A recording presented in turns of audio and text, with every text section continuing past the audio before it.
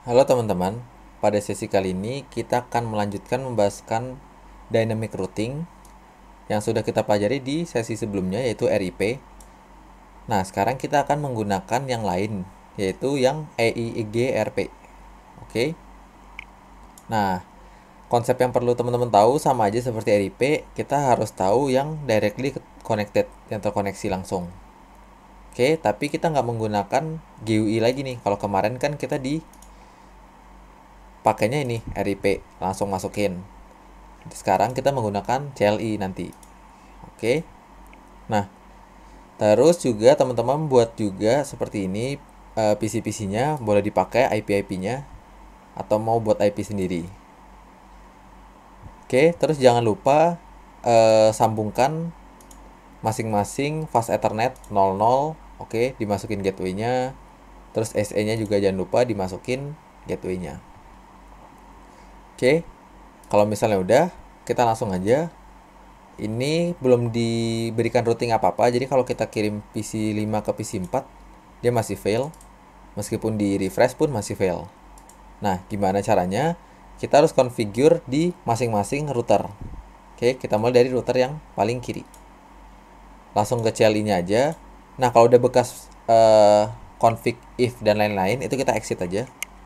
Exit terus. Exit lagi sampai kayak gini.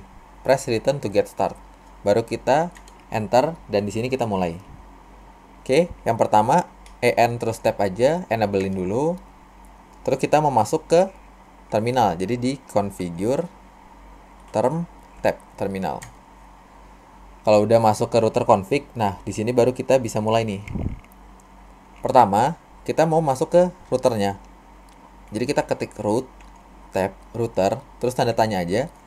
Nah, routing di sini bisa di apa aja nih, bisa BGP, EIGRP, OSPF dan RIP. Karena kita mau yang EIGRP, jadi kita ketik aja EIGRP. Terus spasi tanda tanya lagi. Nah, dia minta autonomous system number. Ini ibaratkan ID. Jadi EIGRP yang teman-teman buat itu mau berapa nih ID-nya? Misalnya kita buat 10 aja deh. Jadi ID-nya itu adalah 10. Itu kita tanda tanya lagi, udah CR, kalau udah CR tinggal di enter aja. Nah, dia udah masuk ke config strip router. Berarti kita udah masuk ke bagian routingnya. Nah, apa yang harus kita lakukan di sini? Langsung kita masukin network ID masing-masing yang directly connected. Caranya, ketik aja network atau net terus tab. Udah, terus tanda tanya, dia minta network numbernya nih.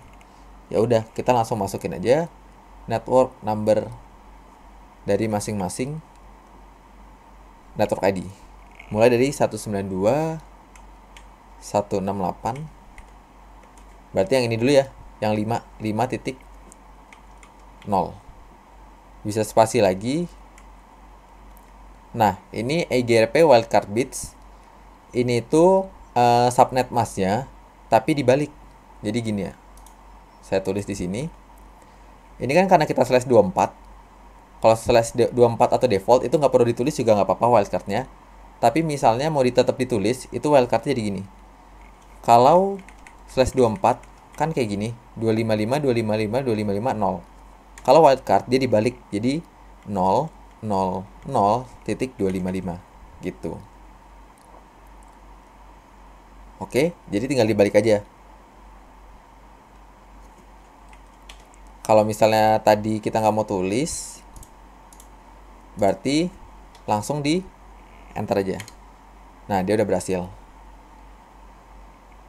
Terus kita kalau mau tulis lagi untuk network yang sebelah, yang 6.0, itu nggak perlu ketik ulang nih, kan capek. Kita tinggal pencet atas aja. Nah, kalau udah pencet atas, dia otomatis tulis yang sebelumnya kita ketik. Tinggal diganti aja deh, jadi 60. Oke. Di enter, selesai. Berarti dua jaringan ini yang directly connected udah terregistrasi di sini. Kita pindah ke jaringan atau router yang tengah. Router yang tengah, CLI lagi.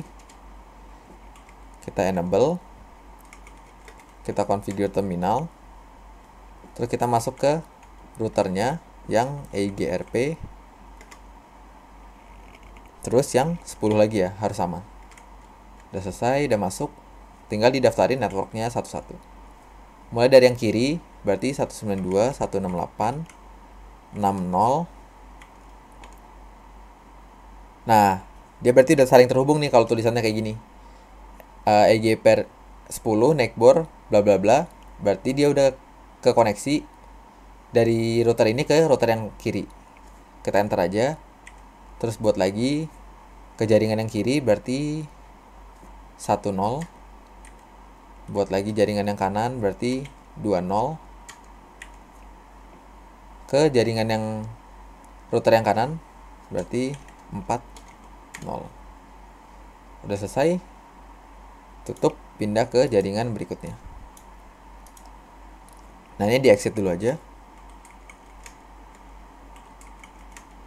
Sampai kayak gini. Enable lagi, terus configure terminal, atau mau cepat juga bisa pakai CONFT. CONFT langsung enter aja, dia otomatis bisa. Daftarin routing EIGRP nomor 10. Udah masuk, tinggal networknya yang sebelah kiri dulu ya. 192.168.40. Nah, ini kan tadi yang router tengah udah nyambungin ke kanan. Sekarang ini balasannya. Kalau kita enter, dia ada kayak gini lagi ya. Berarti udah terhubung. Terus kita enter lagi, tinggal jaringan yang terakhir, yang sebelah kanan ini. 30. Kalau udah, di fast forward aja, terus kita kirimin pesan dari PC 5 ke PC 4 misalnya. In progress, udah sukses. Kirim ke tengah, fail, di refresh, sukses juga. Berarti ini udah bisa kirim ke semuanya. Semoga teman-teman bisa mencoba sampai selesai. Saya rasa materinya cukup sampai di sini. Sampai bertemu di sesi berikutnya. Terima kasih.